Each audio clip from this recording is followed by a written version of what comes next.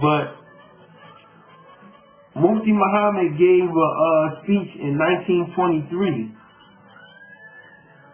and what he said was, he suggested that Garvey expand his motto. The Universal Negro Improvement Association motto was one God, one aim, one destiny. So Mufti Muhammad Sadiq was saying he should expand it one more notch. He was saying it should include one language, which would be Arabic. And finally, Sadiq mentioned that all the white powers fear Mohammedanism, and that black people could find millions of valuable multiracial allies among the Muslims in China, Arabia, Afghanistan, Turkey, Persia, and India. So he was making the claim of, we feel your pain, black man and black woman. Come join with us. One God, one aim, one destiny. Yeah, we with y'all. You'll find allies with us. And another short piece, he said, my dear American Negro, the Christian profiteers brought you out of your native lands of Africa, and in Christianizing you made you forsake your religion and language of your forefathers, which were Islam and Arabic. You have experienced Christianity for so many years that it has proved to be no good. Proved to be no good, he said. He said it's a failure. Christianity cannot bring real brotherhood to the nations. Now leave it alone and join Islam, the real faith of universal brotherhood, which at once does away with all distinctions of race, color, and creed. Beautiful. But the only problem is that the Ahmadiyya movement has failed in this promise made by Mufti Muhammad Sadiq in 1923. 1923, he told you to leave Christianity because it has failed you and has not done away with the racial borders. Well, you know what? Ahmadiyya movement has not done away with the racial borders and created universal brotherhood. So it's time for you to leave that too. How much longer are you going to wait? He said this in 1923. Use his own words as the measuring stick. He says Christianity cannot bring real brotherhood to the nations. Now leave it alone. Come on. Beloved, brothers in the Ahmadiyya movement. Has the Ahmadiyya movement brought you real brotherhood? Hell no. Hell no. You know it hasn't. I don't even got to go there.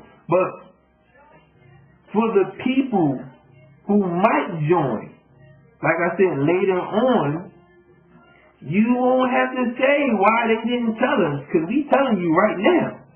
You know, this is going to be documented in the history records, the annals of history. You will never be able to say, why was it all these African Americans there in the past? Why they not there now? What happened? Why they didn't tell us?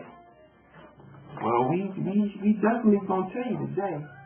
So, in closing, like I said, one of the lessons that the Ahmadiyya movement learned from the deportation of the Honorable Marcus Garvey was that, I'm quoting, perhaps the Ahmadiyya movement saw the handwriting on the wall that by the mid-1920s and on saw the suppression of radicalism in the United States, and that foreign leaders of radical movements were in a particular danger of deportation. Garvey's ordeal was a lesson for all alien leaders. So, African Americans, black people, so-called Negro, all our pain in this country is suffering. at the hands of the government, terrorist groups such as the KKK, the police department, and other unnamed groups, CIA, FBI, J. Edgar Hoover. All the pain, all the suffering that has been done to us, sometimes at the hands of the government specifically, sometimes by government-sponsored agencies. You would tell us that we don't have the right to say who did this to us? To expose our history so we can say like the Jews say, never again? Because you have a fear and an agenda to uphold that does not blend with us getting free. Part of the rise of the black man and woman is going to be a fall in the propaganda and the prestige of America. Because their sin is going to be revealed to the world. And it has in some part. But it still has a lot of people fooled because of the materialism. And that's one thing that the Pakistani Indian immigrant suffers from badly.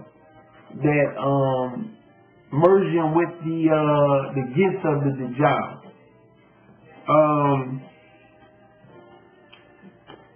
But one other thing, and closing on this topic, and it's talking about some of the accomplishments of the Ahmadiyya movement. And I also want to mention that this is not an indictment on every Pakistani or Indian person within the Ahmadiyya movement. I have good relations with some Pakistani Indian people. I call my brother. I can consider them people trying to walk in the faith of Islam and be righteous. And it's never no 100% blanket indictment on everybody. Just like every black person that's still in the movement is not necessarily a coon. But most of them are. It's just the truth. Or because of the inferiority complex. And one of the first lessons that you learn within the Nation of Islam is accept your own and be yourself. And really, that's the teachings of the Holy Quran. Because you can't be Muslim, you can't submit to the will of God. You can't have the spirit of God in you if you hate yourself. If you think somebody else is superior to you. That don't even go together. But it says, African American Muslims in the Ahmadiyya community published the first Muslim newspaper and the first Quran in English in America, and most of the Islamic literature that would be available to African Americans until the 1960s. So, the mark of the influx of the Pakistani in the 1960s and the takeover of them, of the Ahmadiyya movement, marked the end of what was supposed to be your sojourn in the Ahmadiyya movement. You know, its time was spent. That was it. Once they came in mass numbers and took over, that was it. You know, the literature is here. It's spread around, and now people have come and improved upon it and was able to raise you up and bring a teaching that was good for you. So, beloved, my brothers that's still in the Ahmadiyya movement, you need to leave. It's done. You know, it can't raise up the black man and woman. Now, if that's not your agenda, if your agenda is to get along with their agenda, then by all means, you know, do you. Do you. But if you care about the condition of your people and you are trying to call your people to an organization, that ain't going to happen there. That ain't going to happen there. I mean, Don't waste no more of your time. You know what I mean? Spend your time accepting your own and being yourself. So, in conclusion, I can't leave out, I mean, there's many stories I could say, personal stories, but I try to keep it historical and not personal. So that's why I haven't talked about a lot of personal stories, either from me or other people I know. But I have to mention the late brother Sultan Latif, who co-authored the book Psychic Trauma and When Nations Gather. And so the book is still available. It's a very good book called, like I said, Psychic Trauma. And it's going into the condition that African Americans suffer from. And it's a good book to read, specifically for people who don't know what I refer to when I talk about the post-traumatic slave syndrome that African Americans suffer from. But specifically, why I'm bringing him up, because I talked to him maybe for like a 3-year period before I departed from the movement for a time. And he related to me the story that when he wrote the book When Nations Gather, and it was about the Native American prophecies, different stuff like that. That book was available too. It's a good book to get. And the Native Americans wanted to allow him to come on their holy land. You know, the pieces of land that they got left, that from when they were pushed on these tracts of land by the government. But this specific area, he told me he visited, and it looked like before colonialism. And you know, it's still like a very natural, serene environment. And so pretty much they wanted to allow the movement to come on their land to propagate their message to their people. Now you know that's very significant of how the damage that was caused to the Native American by allowing the European to come and propagate his Christianity to them, the devastation that it caused them. So for them to open up to this man and allow them to do that, he goes to the Emir at the time.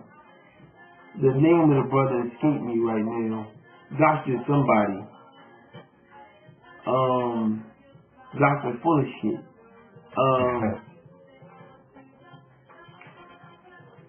Brother Sultan, may the Lord have mercy on his soul, tells him that they want to allow us on the land to propagate the message, you know. And he responds by telling our brother, our ancestors, we don't trust you. We don't trust you. This is what they think about you. Certain ones among them that are in authority, they have an agenda. And they don't have you in mind. They don't care what's wrong with you. They don't know all the way why you act the way you act. And we crazy. We establish people that need to be civilized. And the agenda of the Ahmadiyya movement cannot do it. It fulfilled its purpose. Its purpose was only to produce literature. And you got some other good humanitarian works going on at different places, stuff like that. But I'm talking about as it specifically relates to the black man in America. You have another duty. You have another duty, and you have a messenger that was sent to you to help you clean to fix the rest of this puzzle. They did their part, now that's over with. Now you gotta do your part. You gotta stop feeling like that you can't do for self, and that you gotta stick with somebody that you know it ain't a fit for you. You know it's not a fit for you. I don't even have to convince you of it. That's why I don't even have to go into all the millions of stories that I could say. Brother Yaqub is about to take you on a journey, and he who shall improve, is it the Ahmadiyya agenda or is it the Islamic agenda? Peace.